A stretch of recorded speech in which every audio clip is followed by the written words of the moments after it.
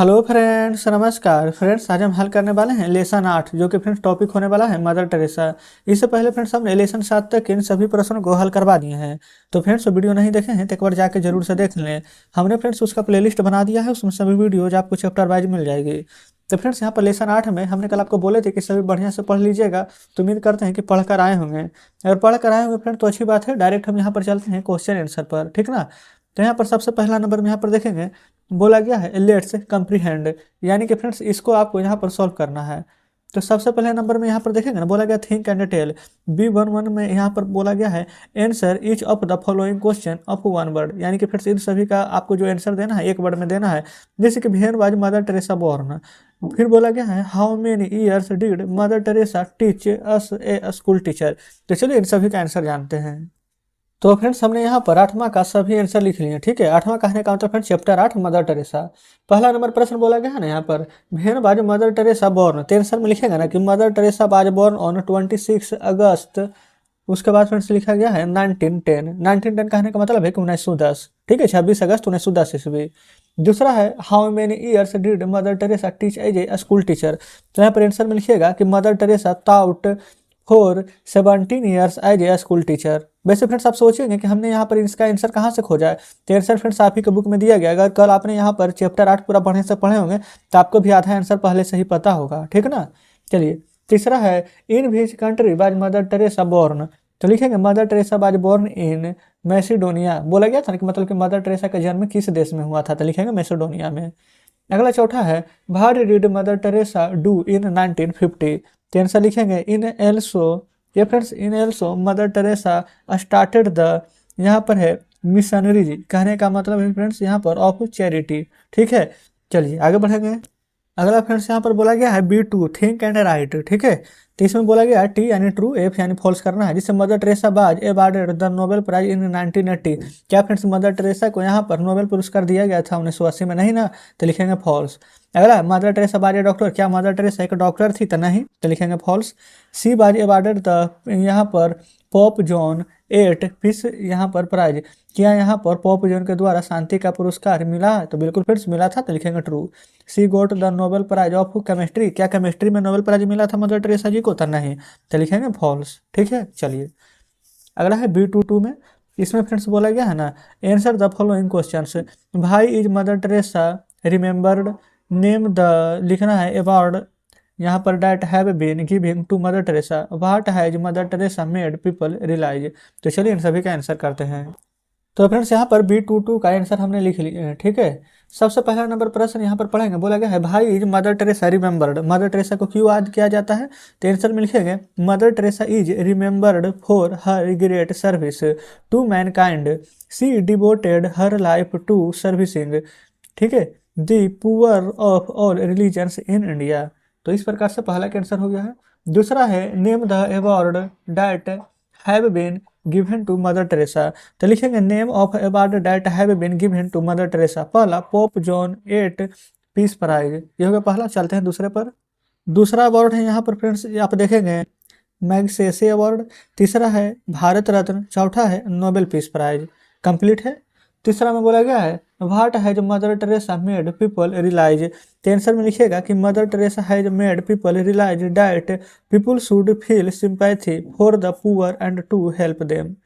इस प्रकार से तीसरा भी हमारा हल हो गया है। अगला है फ्रेंड्स यहाँ पर B23 यानी कि अरेंज द फॉलोइंग एग्जाम्पल। कहने का मतलब है ना कि जैसे कि यहाँ पर देखेंगे कि एग्जाम्पल दिया गया है। बोला गया है among started see the poor leaving. तो इसको किस प्रकार से लिखा जाएगा जिसका कि सही अर्थ निकल जाए?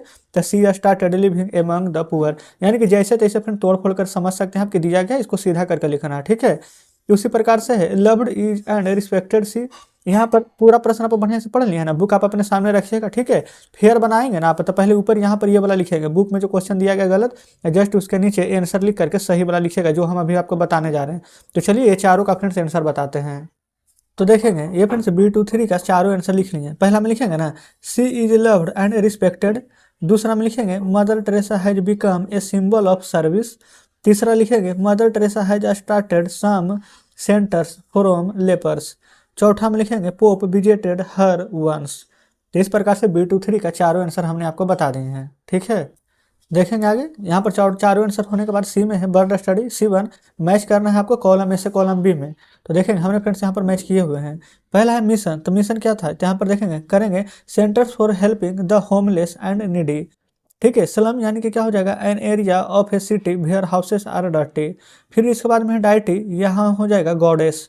फिर लेपर, तो यहाँ पर हो जाएगा पर्सन सफरिंग फ्रॉम लेपर्सी। ठीक है, लेप्रोसी हो जाएगा, ठीक है ना। फिर अगला है पेटेंट, ये फ्रेंड्स पेशेंट है तो पेशेंट हो जाएगा one who is under treatment. इस प्रकार से आप सही सही मिलान कर देंगे, ठीक है ना।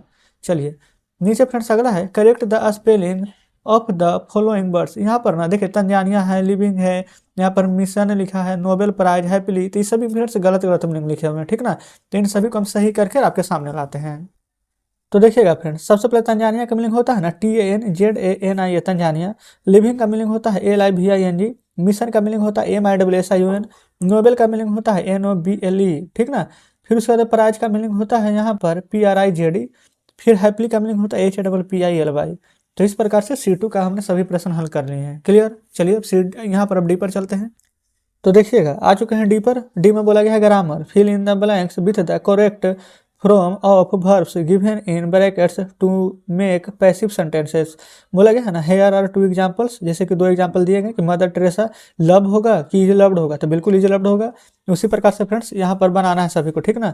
अगला बोला गया है शॉप्स, तो शॉप्स कल फ्रेंड्स यस्टरडे का बात किया गया है, तो शॉप्स बेयर, यहाँ पर ये बेयर नहीं पढ़ा जाता, ठीक ना, बर, शॉप्स बर क्लोज्ड यस्टरडे, ठीक है।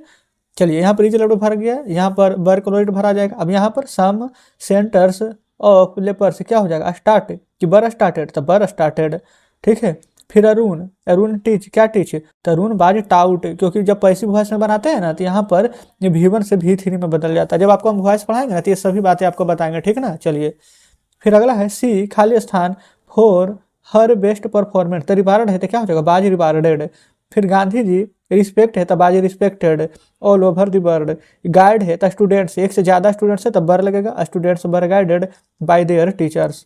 थीव्स बहुत सारे चोर है, यहाँ पर कैच है तो वर्कआउट यस्टरडे, कैच का V3 लिखे हैं, ठीक ना। ए स्टोरी राइट है तो बाज written by Shweta, passive voice बना है तो बाज इसका V3। अगला है ए पिक्चर पेंट है तो बाज पेंटेड बाय पूजा, जहाँ जहाँ बाई है वो सभी पैसिव वॉइस है, सभी में यहाँ पर V3 लगेगा। चलिए आगे बढ़ेंगे।